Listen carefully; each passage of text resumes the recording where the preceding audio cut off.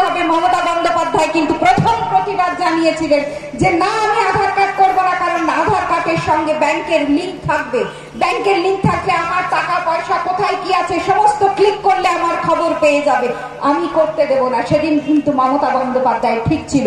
আর দেখুন, ভোটের প্রাক্কালে এনআরসি দিয়ে যেমন আপনাদের ভয় দেখাচ্ছে, কিন্তু মমতা বন্দ্যোপাধ্যায় আপনাদের পাশে আছে।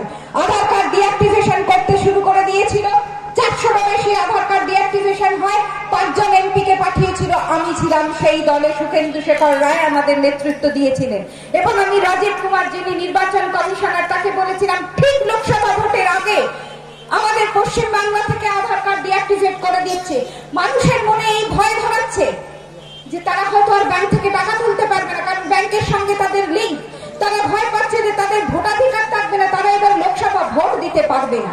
তাহলে আপনাকে বলছি, আপনি একটা অর্ডার বের করুন যে আধার নিয়ে যাই গন্ডগোল হোক না কেন, কারোর ভোটাধিকার থেকে আমরা সেই অধিকার আমরা কেড়ে নেব না। আপনারা জানেন, আমাদের চাপের কাছে নথি স্বীকার করে কয়েকদিনের মধ্যেই নির্বাচন কমিশন বলেন 11টা পরিচয়পত্র, যে কোনো 11টা পরিচয়পত্র, আপনি যা কিছু নিয়ে, আধার কার্ড লাগবে না, যে কোনো পরিচয়, ড্রাইভিং লাইসেন্স থেকে আরম্ভ করে Aadhaar card, ration card, voter card যা আছে আপনার কাছে, তাই নিয়ে গেলে আপনি ভোট দিতে পারবেন। ভয় দেখাচ্ছে মানুষের মনের মধ্যে, আপনাকে নাগরিকত্ব কেড়ে নেবে, আপনার ধর্মে ধর্মে বিভেদ লাগানোর চেষ্টা করছে। আমি আপনাদের কাছে করজোড়ে বিনম্র চিত্তে নতমস্তকে বলি, মমতা বন্দ্যোপাধ্যায়কে হারিয়ে দেওয়ার চেষ্টা করছে।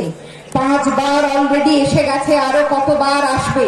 এটা ওরা বলছে ওদের সেমিফাইনাল, ওদের ফাইনাল হচ্ছে 2026। তার কারণ কি? ওরা বলছে এক দেশ এক ভোট।